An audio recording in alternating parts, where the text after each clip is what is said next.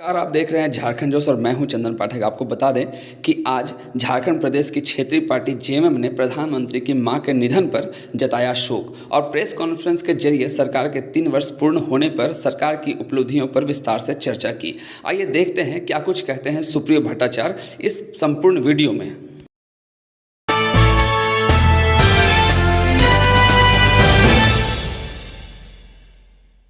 आज तो सबसे पहले क्षमा प्रार्थी हूँ कि कुछ विलम्ब हो गया और प्रातः एक शोक की भी खबर आई कि हमारे माननीय प्रधानमंत्री जी को मातृवियोग हुआ। 100 वर्ष की आयु शतायु होकर वो प्रभु के श्री चरणों में उनको स्थान मिला। आदरणीय प्रधानमंत्री जी के साथ है, उनके परिवार के साथ है, पूरी पार्टी की संवेदना उनके साथ है। कल आप लोगों ने देखा कि सरकार ने अपना 3 वर्ष का कार्यकाल पूरा किया और आज ही अखबारों में ये सूचना आई कि भारतीय जनता पार्टी के वरिष्ठ नेता और देश के गृह मंत्री 7 तारीख को चाईबासा आने वाले।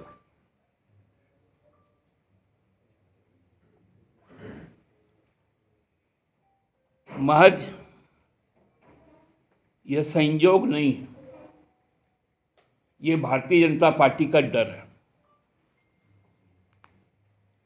कि विगत 3 वर्षों में इस राज्य ने जिस प्रकार के कार्यक्रम तय किए, जिस प्रकार के रास्ते को चुनने का काम किया, वो भारतीय जनता पार्टी के लिए, क्योंकि विगत लोकसभा चुनाव में 14 में से 12 सीटें लोगों ने जीतने का काम किया और उसके बाद इस राज्य के प्रति भारतीय जनता पार्टी का जो सोच रहा है, जो कार्यक्रम किया गया केंद्र सरकार द्वारा, उससे इस राज्य की जनता उद्वेलित है। हेवी इंजीनियरिंग कॉरपोरेशन करा रहा है और हमको लगता है कि 1 वर्ष से तो प्राय हो चुका है, जिसको हम लोग कह सकते हैं कि ब्रेन डेड की स्थिति में। लोगों को न्यूनतम जो मजदूरी तो छोड़ दीजिए, उनके जो सरकारी तनख्वाह को तो छोड़ दीजिए, दाल रोटी नून चावल के भी पैसे नहीं। वैसे वक्त में भारतीय जनता पार्टी को यह समझ में आ गया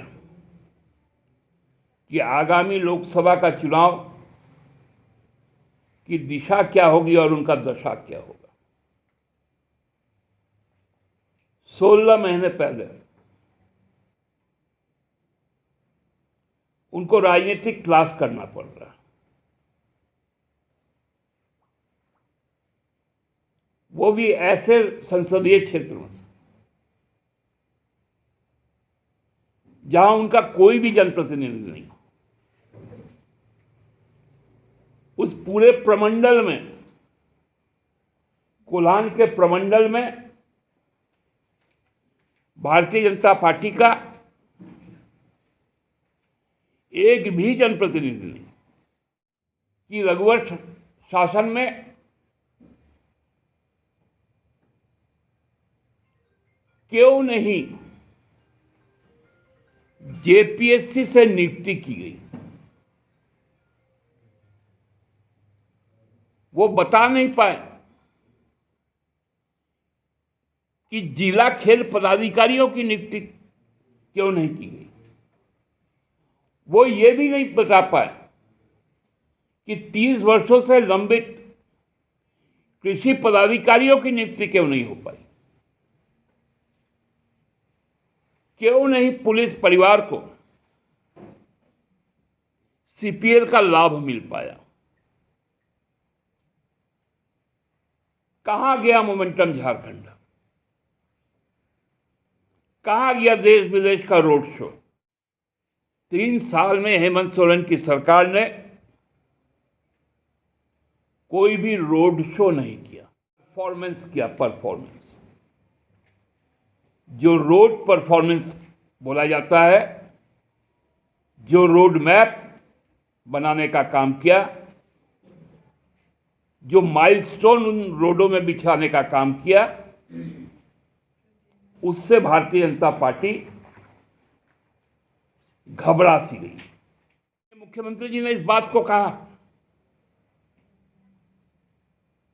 कि जब भी कोई ट्राइबल या दलित या अल्पसंख्यक यदि अपने वजूद के साथ राज करेगा तो उसको चुनौती देने वाले लोग बड़ी संख्या में संगठित हो जाते हैं।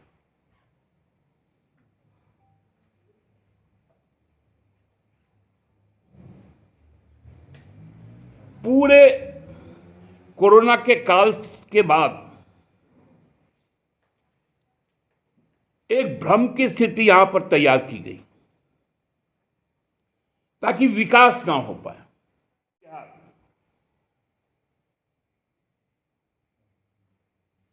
बंगाल चला, झारखंड चला,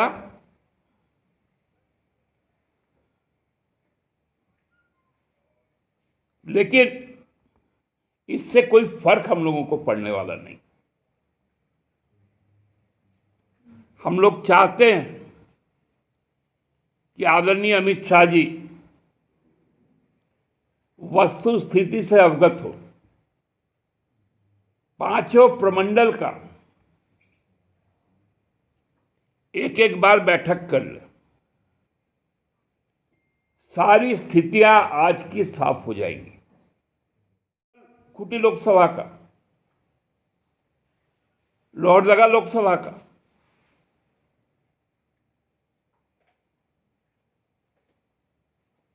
दुमका में क्या प्रपंच किया गया,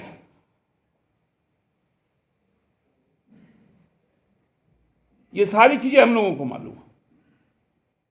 हम उतने ही प्रखरता के साथ आगे आए, हम उतने ही मजबूती से उसका मुकाबला किया, चाहे वो गुरुजी के साथ हुआ हो या पार्टी के अन्य नेताओं के साथ। इसलिए 2023 राजनीतिक तौर पे हम लोगों के लिए संकल्प का वर्ष होगा कि 2024 झारखंड से भारतीय जनता पार्टी का मुक्ति का वर्ष बने, इसको लेकर हम लोग आगे बढ़ेंगे। आज इतना ही कहना था।